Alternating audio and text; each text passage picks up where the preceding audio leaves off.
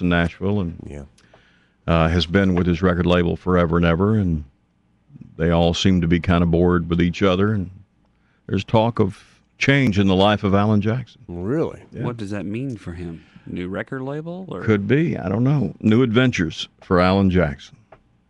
I don't think he feels like he's as done as perhaps a lot of other people do. Does. Yeah.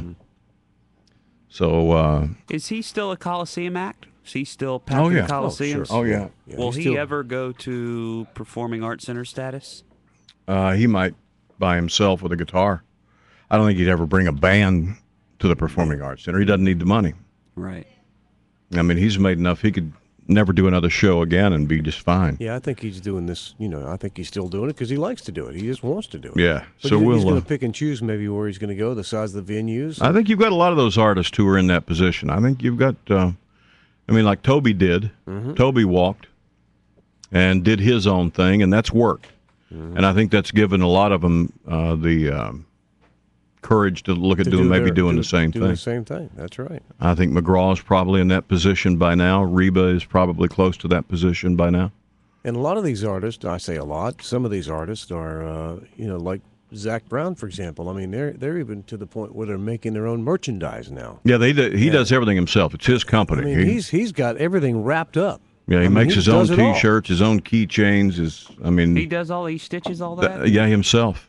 Wow, he is didn't know that. Super busy. Yeah, him and his mama. His mama makes them right over here. Okay. Yeah. And he cooks and everything. Yeah. His mama actually makes the T-shirts right over here. Okay. Yeah, and ships them to Atlanta. And then they just distribute them at the concerts. And they distribute them at the concerts, absolutely. Yeah, sometimes it's just a matter of stepping out and doing what you got to do, right? Well, maybe Alan Jackson will find somebody who can stitch some T-shirts for him, and he can make some key rings. You think? I don't know. I don't think he needs to. The impression he's probably a whittler. Maybe he whittles something, sell toothpicks. Or tinker. Yeah. He tinkers with things. Maybe he whittles toothpicks, and you could buy him an Alan Jackson toothpick. Lord knows there's enough stuff at the Cracker Barrel that you can buy from Alan Jackson. Well, it's his niche. The world has changed. I was talking to those guys the other night about that. It's just a completely different world in the music business now. They were talking about the other day how few CDs have been sold this year worldwide. I mean, it's just gone.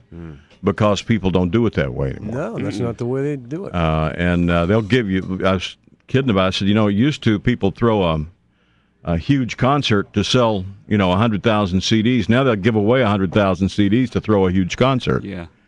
And that's where they make their money now. So it's completely reversed.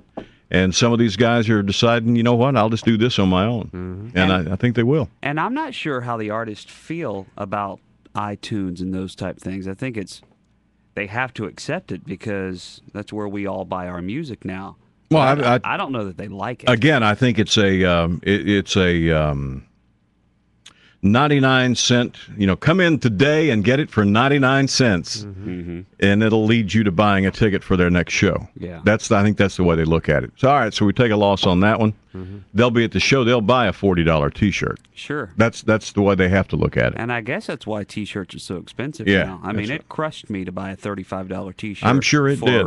I'm sure it did. It'd crush you to make a $35 car payment, but it's $839. What are you saying? I'm cheap. Get your shop on this week at the market at Oakland.